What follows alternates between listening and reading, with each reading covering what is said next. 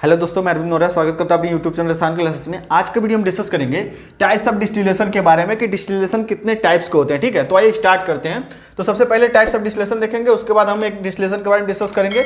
उसका फिगर हम बनाए हैं, लेकिन अभी इसको बाद में डिस्कस करेंगे। पहले टाइप्स ऑफ डिस्टिलेशन देख लीजिए। ठीक है, तो देखिएगा डिस्टिलेशन जो होते हैं मेनली 6 टाइप्स के होते हैं, जो कि सबसे ज्यादा इंडस्ट्रीज में यूज किए जाते हैं। तो उनके बारे में डिस्कस करेंगे। देखिएगा, पहले नंबर पे है सिंपल डिस्टिलेशन या batch distillation, and second number पे जो है वो fractional distillation, and third number पे flash distillation, and fourth number पे जो है वो है vacuum distillation, and fifth number पे जो है वो है steam distillation, and six number पे जो है वो क्या है एजोट्रोपिक डिस्टिलेशन। ठीक है, ये 6 टाइप्स के डिस्टिलेशन है। ठीक है, अब इसमें थोड़ा सा और आप चीज जान लीजिए। ये जो हम 6 टाइप्स के डिस्टिलेशन बताए हैं, ये क्या है एक्चुअल में डिस्टिलेशन की टेक्निक के टाइप है। मतलब इतने टाइप्स की टेक्निक से हम डिस्टिलेशन कर सकते हैं। ये मतलब जो सिंपल डिस्टिलेशन है, फ्रैक्शनल डिस्टिलेशन है, फ्लैश डिस्टिलेशन है, वैक्यूम डिस्टिलेशन है, स्टीम है, एजोट्रोपिक है, ये क्या है डिस्टिलेशन की टेक्निक है। इन टेक्निकों से हम डिस्टिलेशन कर सकते हैं, और डिस्टिलेशन के थ्रू किसी भी लिक्विड मिक्सचर्स में जो कंपोनेंट्स हैं उनको हम क्या करते हैं सेपरेट कर सकते हैं बॉइलिंग पॉइंट के बेस पे। ठीक है, तो ये क्या है डिस्टिलेशन की टेक्निक है। लेकिन जब बात हम बैच डिस्टिलेशन की करते हैं, तो मींस बैच डिस्टिलेशन मतलब ये क्या है प्रोसेस को डिनोट करता है। ये क्या है एक प्रोसेस को डिनोट करता है। जैसे आप जानते होंगे, एक होता है कंटिन्यूअस प्रोसेस, एक होता है कंटिन्यूअस प्रोसेस। ठीक है, और एक होता है बैच प्रोसेस। उसी प्रकार क्या होता है कि कंटिन्यूअस डिस्टिलेशन होता है, यानी कि एक होता है कंटिन्यूअस डिस्टिलेशन, एक होता है बैच डिस्टिलेशन, तो ये 2 टाइप्स में, 2 कैटेगरी में हम डिस्टिलेशन को डिवाइड कर सकते हैं, एक कंटिन्यूअस डिस्टिलेशन एंड एक बैच डिस्टिलेशन। ठीक है, तो जब डिस्टिलेशन को हम as a batch wise distillate करेंगे, जब किसी लिक्विड मिक्सर को as a batch wise distillate करेंगे तो उसको हम बैच डिस्टिलेशन कहेंगे। जब उसको कंटिन्यूअस डिस्टिलेट करेंगे तो मतलब उसको कंटिन्यूअस डिस्टिलेशन कहेंगे। अब इसको थोड़ा सा समझिए, continuous distillation and batch distillation से मतलब क्या है। देखिएगा, सबसे पहले बैच डिस्टिलेशन देखते हैं। बैच डिस्टिलेशन में क्या होता है कि जिस भी हमें लिक्विड मिक्सर का डिस्टिलेशन होता है, जो भी क्वांटिटी होती है, जैसे 5 KL 10 KL जितना भी क्वांटिटी है उसको हम एक बार ले लिए, जिस भी इक्विपमेंट में डिस्टिलेशन करना है, जैसे रिएक्टर ले लिए या केटल ले लिए, स्टील लीजिए, उसमें क्या किए उस क्वांटिटी को हम फीड कर दिए, देन उसके बाद हीटिंग अप्लाई करके डिस्टिलेशन स्टार्ट किए। तो 2 घंटे 4 घंटे 10 घंटे जो भी टाइम लगा वो डिस्टिलेशन हो जाएगा। डिस्टिलेशन होने के बाद जो भी उसमें रेसिड्यू बचा उसे खाली कर देंगे, उसके बाद देन अगेन उसमें फीडिंग करेंगे और फिर डिस्टिलेशन स्टार्ट करेंगे। ठीक है, लेकिन जो कंटिन्यूअस डिस्टिलेशन होता है उसमें ऐसा नहीं होता। उसमें क्या होता है आपका डिस्टिलेशन होता रहता है एंड उसमें फीडिंग जो होती है वो भी कंटिन्यू फीडिंग होती रहती है। ठीक है, मतलब फीडिंग भी होता रहेगा कंटिन्यू एंड डिस्टिलेशन भी आपका होता रहेगा। ठीक है, तो वो होता है कंटिन्यूअस डिस्टिलेशन। ठीक है, अब इसमें आते हैं, ये जो सिंपल डिस्टिलेशन होता है इसको हमेशा एज ए बैच डिस्टिलेशन ही यूज किया जाता है, इसलिए इसको हम simple distillation and batch distillation भी कह सकते हैं। ठीक है, और ये जो फ्रैक्शनल डिस्टिलेशन होता है, फ्रैक्शनल डिस्टिलेशन को हमेशा एक कंटिन्यूअस डिस्टिलेशन में यूज किया जाता है। फ्रैक्शनल डिस्टिलेशन जो होता है इसका यूज वहां पे करते हैं जहां पे मोर देन 2 कंपोनेंट्स होते हैं किसी लिक्विड मिक्सर में। जैसे कोई लिक्विड मिक्सर है जिसमें 2 से अधिक कंपोनेंट मिक्स है, तो उसके लिए उसको सेपरेट करने के लिए फ्रैक्शनल डिस्टिलेशन का यूज करते हैं। जैसे रिफाइनरी वगैरह में सबसे ज्यादा फ्रैक्शनल डिस्टिलेशन यूज होता है, वहां पे जैसे पेट्रोल डीजल को अलग अलग करने के लिए जो क्रूड ऑयल होता है, क्रूड ऑयल से, तो वहां पे हम फ्रैक्शनल डिस्टिलेशन यूज करते हैं। ठीक है, तो ये ऑलवेज कंटिन्यूअस डिस्टिलेशन होता है। लेकिन जैसे आप देखिए वैक्यूम डिस्टिलेशन हुआ, स्टीम डिस्टिलेशन हुआ, इसको आप बैच डिस्टिलेशन मतलब बैच वाइज भी यूज कर सकते हैं एंड कंटिन्यूअस भी यूज कर सकते हैं। तो जब हम वैक्यूम को as a batch wise use करेंगे तो बैच डिस्टिलेशन की कैटेगरी में आएगा, और जब उसे हम कंटिन्यूअस डिस्टिलेशन करेंगे तो वो कंटिन्यूअस डिस्टिलेशन की कैटेगरी में आएगा। ठीक है, तो आई होप आप समझ गए होंगे batch distillation and continuous distillation से क्या रिलेशन है। ठीक है, तो इतना तो आप समझ गए। अब बात करेंगे इस वीडियो में पहले नंबर पे जो है सिंपल डिस्टिलेशन, उसके बारे में। ठीक है, तो इसको हम मिटा देते हैं। ठीक है, इसको मिटा देते हैं, उसके बाद डिस्कस करेंगे सिंपल डिस्टिलेशन के बारे में। ठीक है, तो इसे मिटा देते हैं। तो हम बात करेंगे सिंपल डिस्टिलेशन के बारे में। तो ये जो आप फिगर देख रहे हैं सिंपल डिस्टिलेशन का है। ठीक है, तो इसमें देखिए ये जो है एक रिएक्टर है। यहाँ पे एक चीज़ आप डिफरेंट देखेंगे, यहाँ पे हम रिएक्टर यूज किए हैं, इसमें स्टरर वगैरह है। लेकिन जो के गवानी की बुक में आप फिगर देखेंगे वहाँ पे क्या स्टील या केटल को शो किया है। ठीक है, तो आप यहाँ पे एज्यूम कर सकते हैं स्टील या केटल, उससे भी आपको वेपर ही निकालना है, तो यहाँ पे हम रिएक्टर शो करके चलते हैं। ठीक है, तो इसमें हम क्या करेंगे प्रोसेस को बताते चलेंगे डिस्टिलेशन कैसे होगा। तो उसमें एक एग्जांपल ले लेते हैं और जिस इक्विपमेंट का जो काम है उसको भी हम बताते चलेंगे। ठीक है, तो आपको समझने में आसानी होगी। ठीक है, तो मान लेते हैं कि कोई बाइनरी मिक्सर है। ठीक है, बाइनरी मिक्सर है, उसको क्या किया इसमें हम फीड कर दिए, उसको क्या किया इसमें हम फीड कर दिए, इस रिएक्टर में क्या करेंगे, फीड कर देंगे, ठीक है। और वो जो बाइनरी मिक्सर है उसको फीड करेंगे, और उस बाइनरी मिक्सर में सपोज कर लेते हैं कि दो कंपोनेंट है, और वो कंपोनेंट मान लेते हैं component A and component B है, जिसमें से एक कंपोनेंट मोर वोलेटाइल कंपोनेंट है एंड एक लेस वोलेटाइल कंपोनेंट है, ठीक है। तो इसमें मान के चलते हैं कि कंपोनेंट ए की जो बॉइलिंग पॉइंट है, कंपोनेंट ए की जो बॉइलिंग पॉइंट है वो मान लेते हैं 70 डिग्री सेल्सियस, एंड जो कंपोनेंट बी है उसकी जो बॉइलिंग पॉइंट मान लेते हैं 100 डिग्री सेल्सियस, ठीक है। इसका बॉइलिंग पॉइंट 100 डिग्री सेल्सियस मान लेते हैं। यहाँ पे एक चीज ध्यान दीजिएगा आप, जो सिंपल डिस्टिलेशन होता है इसका यूज वहां पे करते हैं जहां पे जो बॉइलिंग पॉइंट में डिफरेंस थोड़ा ज्यादा हो, जैसे 25-30 डिग्री सेल्सियस का टेम्परेचर का डिफरेंस हो, तो वहीं पे हम सिंपल डिस्टिलेशन का यूज करते हैं, ठीक है। तो अब आते हैं यहाँ पे, तो मान लीजिए कि कंपोनेंट ए की जो बॉइलिंग पॉइंट है वो है 70 degree Celsius, and component B की जो बॉइलिंग पॉइंट है वो क्या है, 100 डिग्री सेल्सियस। तो कंपोनेंट ए क्या है, मोर वोलेटाइल कंपोनेंट है, एंड कंपोनेंट बी क्या है, लेस वोलेटाइल कंपोनेंट है, ठीक है। तो इतना क्लियर है। अब क्या कि इसमें जब फीड करेंगे, फीड करने के बाद क्या करेंगे, इस रिएक्टर को हीट अप करेंगे, यानी कि जो इसमें जो मिक्सचर है, जो लिक्विड मिक्सचर यानी कि जो बाइनरी मिक्सचर है उसको क्या करेंगे, हीट अप करेंगे, ठीक है। तो हीट अप करने के लिए यहाँ पे हम हीटिंग मीडिया क्या यूज कर रहे हैं, स्टीम को यूज कर रहे हैं। क्या कर रहे हैं, स्टीम को यूज कर रहे हैं। और इस स्टीम को कहाँ पे दे रहे हैं, इस रिएक्टर के जैकेट में दे रहे हैं, इस रिएक्टर के जैकेट में। यदि आप यहाँ पे स्टील या केटल एज्यूम करेंगे तो स्टील या केटल के जैकेट में ही स्टीम को देंगे, ठीक है, हीटिंग करने के लिए, ठीक। अब इस स्टीम को कहां से देंगे, रिएक्टर के जैकेट के टॉप साइड से देंगे, और बॉटम साइड से कंडेंस होके यहाँ पे देखिए ट्रैप वाल लगा हुआ है, यहाँ पे ट्रैप वाल लगा रहता है, ट्रैप बाईपास। इस ट्रैप बाईपास से कंडेंसेट क्या होता है, निकलता रहता है, ठीक है। यहाँ से क्या रहता है, कंडेंसेट निकलता रहता है। अब यहाँ पे एक चीज ध्यान दीजिएगा, किसी भी रिएक्टर के जैकेट में जो यूटिलिटी दी जाती है, जो यूटिलिटी, तो यूटिलिटी में जितनी भी यूटिलिटी जैसे cooling, chilling, brine, hot water जो भी हैं, और स्टीम जो है, तो इसमें से स्टीम को छोड़ के जितनी भी यूटिलिटी होती हैं उनको क्या करते हैं, रिएक्टर के जैकेट में बॉटम साइड से देते हैं, उनको क्या करते हैं, बॉटम साइड से इंटर कराते हैं, ठीक है। उनको हम बॉटम साइड से इंटर कराते हैं, लेकिन जो स्टीम होती है उसको टॉप साइड से इंटर कराते हैं। इसको टॉप साइड से क्यों इंटर कराते हैं, इसका रीजन मैं एक पिछला वीडियो में बताया था रिएक्टर के ऊपर, उसमें हम पूरा डिस्कस किए हैं कौन सी यूटिलिटी कहां से इंटर कराते हैं, क्यों इंटर कराते हैं, उसका पूरा रीजन है, तो आप वो वीडियो देख लीजिएगा, ठीक है। तो यहां से क्या दिया, हम हीटिंग करने के लिए स्टीम दिए, और ये स्टीम क्या करेगा, इसको हीट करेगा, इसमें जो मास है वो हीट होगा, ठीक है।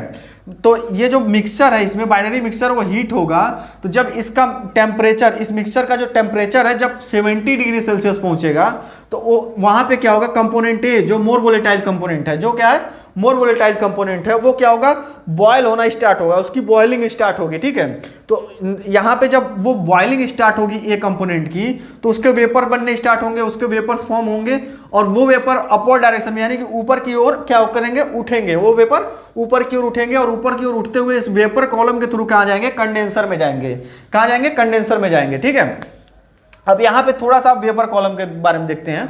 यहाँ पे जो हम वेपर कॉलम यूज किए हैं, इसको विदाउट पैकिंग वाला कॉलम यूज किए हैं, ठीक है। और इसमें एक चीज हम आपको बता दें, जो वेपर कॉलम होता है मेनली 2 टाइप्स का होता है। इसको अगर हम वेपर कॉलम को क्लासिफाई करें इसकी internal designing and mechanical nature के बेस पे, तो ये 2 टाइप्स में क्लासीफाई इसको करते हैं, 2 टाइप्स में इसको क्लासीफाई करते हैं। कितने कौन कौन से होते हैं, पहला जो होता है वो होता है ट्रे कॉलम होता है, ट्रे कॉलम, एंड जो सेकेंड होता है वो होता है पैक्ड कॉलम। दूसरा जो होता है पैक्ड कॉलम होता है, पैक्ड कॉलम, ठीक है। अब एक tray column and packed column क्या है, ट्रे कॉलम में वेरियस टाइप्स की ट्रे लगी होती हैं, जैसे सीव ट्रे होता है, बबल कैप ट्रे होता है, और भी बहुत सारे टाइप्स की होती हैं। तो उनको हम जब फ्रैक्शनल डिस्टिलेशन डिस्कस करेंगे तो उसमें हम इसको डिस्कस कर लेंगे, ट्रे कॉलम को।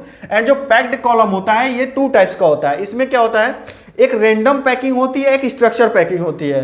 तो रेंडम पैकिंग और स्ट्रक्चर पैकिंग क्या होता है, तो देखिएगा जो रेंडम पैकिंग होती है उसमें जो कॉलम होता है, मतलब जो डिस्टिलेशन कॉलम होता है, उसमें क्या करते हैं, जो पैकिंग्स होती हैं, पैकिंग को रेंडमली डंप किया जाता है। उसमें रेंडमली क्या किया जाता है, डंप किया जाता है, यानी कि उसमें गिरा दिया जाता है रेंडमली, ठीक है। और दूसरा क्या होता है, स्ट्रक्चर पैकिंग होती है। दूसरा क्या होती है, स्ट्रक्चर पैकिंग। तो स्ट्रक्चर पैकिंग में क्या करते हैं, जो कॉलम होता है, कॉलम में जो पैकिंग्स होती है, पैकिंग को प्रॉपर तरीके से सेट किया जाता है, ठीक है। तो ये पैक्ड कॉलम होता है, ठीक। तो अब बात करते हैं वेपर पे आते हैं। अब इस वेपर कॉलम पे यहाँ पे आप पता चलेगा कि वेपर कॉलम कितने टाइप्स के होते हैं, ठीक है।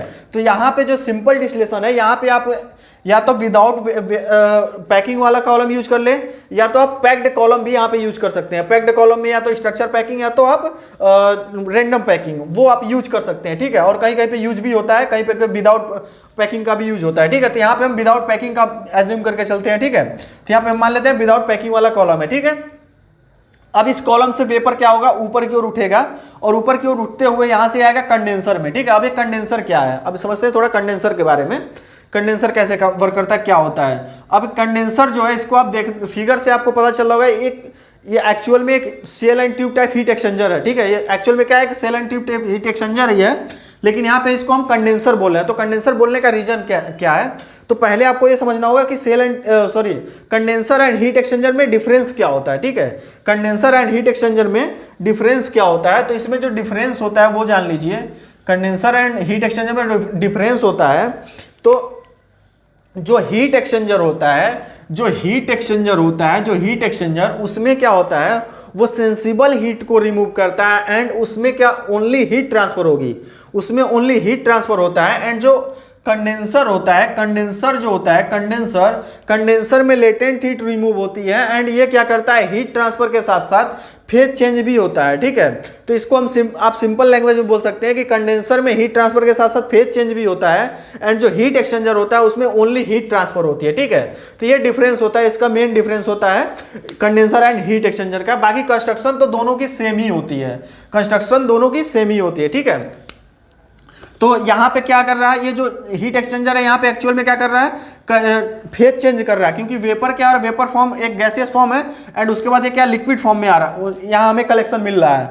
तो दोनों यहाँ पे क्या हो रहा है, वेपर उसके बाद कलेक्ट होकर लिक्विड फॉर्म में आ रहा है, तो यानी कि फेज चेंज हो रहा है हीट ट्रांसफर के साथ साथ। ठीक है, तो इसलिए यहाँ पे इसको हम कंडेंसर नाम दिए हैं। ठीक है, इसको हम कंडेंसर बोल रहे हैं। ठीक, अब इस कंडेंसर में देखिए जो रेड कलर से हम शो किए हैं, ये क्या है, ये ट्यूब्स हैं, जिसमें क्या होता है कि कूलेंट सर्कुलेट करता है। इसमें क्या होता है, कूलेंट जो होता है, मतलब कूलेंट में आप कुछ भी यूज कर सकते हैं, जैसे कूलिंग, चिलिंग, ब्राइन। ठीक है, अब ये कूलिंग, चिलिंग, ब्राइन यूज करने का पर्पस अलग अलग होता है, वो डिपेंड करता है कि आपका जो डिस्टिलेशन कर रहे हैं जो मटेरियल का, उसमें कौन कौन से कंपोनेंट है और कंपोनेंट की बॉइलिंग पॉइंट कितने है। ठीक है, उसके अकॉर्डिंग यहाँ पे चूज करते हैं। तो यहाँ पे हम सपोज कर लेते हैं कि कूलिंग वाटर यूज कर रहे हैं, यहाँ पे हम कूलेंट में कूलिंग वाटर यूज कर रहे हैं और कूलिंग वाटर क्या हो रहा है, यहाँ से सर्कुलेट हो रहा है। ठीक है, यहाँ से सर्कुलेट होकर यहाँ से इन करके यहाँ सर्कुलेट होकर यहाँ से आउट हो जा रहा है, यहाँ से कूलिंग वाटर जो हो रहा है आउट हो जा रहा है। ठीक, और वेपर इधर से इंटर कर रही है। तो यहाँ पे एक चीज देखिएगा, जो वेपर और कूलिंग का जो फ्लो है वो कैसा हो रहा है, वेपर एंड कूलिंग का जो फ्लो हो रहा है वो क्या आ रहा है, काउंटर करंट फ्लो हो रहा है। क्या कौन सा फ्लो हो रहा है, काउंटर करंट फ्लो। ठीक है, तो इसको हमेशा काउंटर करंट फ्लो ही रखा जाता है। अगर सेल एंड ट्यूब टाइप आप हीट एक्सचेंजर यूज कर रहे हैं या वो डबल पाइप हीट एक्सचेंजर, तो वहां पे काउंटर फ्लो रखने में आपका सबसे ज्यादा बेनिफिट होता है। क्योंकि जो सबसे ज्यादा हीट ट्रांसफर होती है, हीट ट्रांसफर आप पढ़े होंगे कि सबसे ज्यादा हीट ट्रांसफर काउंटर फ्लो में होती है। ठीक है, सबसे ज्यादा हीट ट्रांसफर किस में होती है, काउंटर फ्लो में होती है। तो इसलिए यहाँ पे हम इसको काउंटर फ्लो में ही रखते हैं। ठीक है, कूलिंग और वेपर का जो फ्लो होगा क्या होगा, काउंटर फ्लो, जिससे हीट ट्रांसफर ज्यादा होगी। ठीक है, तो हीट ट्रांसफर ज्यादा होगी, तो यहाँ पे देखिए अब क्या होगा, ये सर्कुलेट करेगा वाटर एंड यहाँ से वेपर आए, तो वेपर जब एक ट्यूब्स के कांटेक्ट में आएगा, जब ट्यूब के कांटेक्ट में आएगा तो क्या होगा, उसका वेपर का तो टेम्परेचर ज्यादा है, लेकिन ट्यूब के अंदर जो कूलिंग है उसका टेम्परेचर डाउन है, तो इस पूरे एरिया का जो टेम्परेचर डाउन होगा, तो इस सेल में जो वेपर इंटर करेगा, ट्यूब्स में तो कूलिंग आपका सर्कुलेट हो रहा है, तो सेल में जो वेपर इंटर कर रहा है वो क्या होगा, ट्यूब्स के कांटेक्ट में आके कंडेंस होगा, अपना हीट ट्रांसफर होगा, करेगा अपना हीट उसके ट्यूब में जो कूलिंग है उसके साथ ट्रांसफर करके वो क्या होगा, कंडेंस होगा, और कंडेंस होकर नीचे की ओर आएगा, और नीचे से होते हुए यहाँ से इस कलेक्शन लाइन से क्या होगा, नीचे आएगा। ठीक है, इस कलेक्शन लाइन से वो कंडेंसेट होकर नीचे आएगा। नीचे आने के बाद क्या करेंगे, इसको हम रिसीवर यहाँ पे दिया गया है, 2 रिसीवर्स दिया गया है, इन रिसीवर्स में इस कलेक्शन को क्या करेंगे, कलेक्ट कर लेंगे। ठीक है, तो यहाँ पे देखिए 2 रिसीवर दिया गया है। इन 2 रिसीवर देने का मतलब क्या है, तो यहाँ पे देखिए, अब यहाँ पे आ जाते हैं, जो कंपोनेंट ए था वो 70 जब टेम्परेचर पहुंचा, कंपोनेंट की बॉइलिंग पॉइंट 70 हम माने थे, तो जब टेम्परेचर 70 पहुंचा तो कंपोनेंट ए बॉयल हो रहा है, कंपोनेंट ए के वेपर निकल रहे हैं। ठीक है, लेकिन धीरे धीरे कुछ टाइम बाद टेम्परेचर तो राइज होगा, और जब टेम्परेचर राइज होगा तो कुछ मात्रा में कंपोनेंट बी जो है उसके भी वेपर उठेंगे, और वो वेपर भी जाके यहाँ कंडेंस होकर कलेक्ट होंगे। ठीक है, तो जब कंपोनेंट बी के भी कलेक्ट होंगे तो क्या होगी, हमारी जो प्रोडक्ट है, यानी कि कंपोनेंट ए को हमें चाहिए, हमें तो कंपोनेंट ए चाहिए, तो कंपोनेंट बी भी आ रहा था, यानी कि वो इंप्योरिटी के रूप में यहाँ पे आ रहा है। ठीक है, तो उसको क्या करेंगे, हम सेकेंड रिसीवर में ले लेते हैं। इसको हम जैसे प्योरिटी के अकॉर्डिंग जैसे लेते हैं, जैसे रिसीवर 1 रिसीवर 2 में, तो इसको हम कट बोलते हैं। जैसे मान लीजिए फर्स्ट कट आया है, जैसे हम इसको फर्स्ट कट मान लेते हैं। फर्स्ट कट जो आया वो अच्छा प्योरिटी होगी, मतलब वो हाईली प्योर होगा, क्योंकि उसमें क्या है, कंपोनेंट ए ही आ रहा है। लेकिन जब सेकेंड कट ले रहे हैं, यानी कि जब टेम्परेचर राइज हुआ तो हम सेकेंड कट लेना स्टार्ट किए, और सेकेंड कट में क्या आ रहा है, कंपोनेंट बी का भी कुछ पार्ट आ रहा है। ठीक है, तो उसको हम सेकेंड कट मान लेते हैं। ठीक है, तो यहाँ से क्या हुआ, हमारा कंपोनेंट ए सेपरेट हो गया, ठीक है, इसको हम अलग अलग रिसीवर में सेपरेट कर लिए। और जो कंपोनेंट बी था, वो कंपोनेंट बी जो बचा हुआ था उसको हम क्या करेंगे, एज ए रेसिड्यू के फॉर्म में बॉटम से इसको अलग कर देंगे, बॉटम से अलग कर देंगे। तो यहाँ पे आप समझ गए होंगे कि कैसे किसी बाइनरी मिक्सचर को सिंपल डिस्टिलेशन के थ्रू उनके बॉइलिंग पॉइंट के बेस पे उनको सेपरेट करते हैं, ठीक है। तो यहाँ पे क्या हुआ, दो कंपोनेंट मिक्स थे ना इस बाइनरी मिक्सर में, जिनको क्या किए, एक को बॉयल करके अलग कर लिए और बी को क्या किए, हम आसानी से बॉटम से निकाल दिए, ठीक है। तो यहाँ से क्या हुआ, सेपरेट हो गया, ठीक है। तो आप समझ गए होंगे कि डिस्टिलेशन मतलब सिंपल डिस्टिलेशन क्या है, ठीक है। तो हम मिलते हैं नेक्स्ट वीडियो में।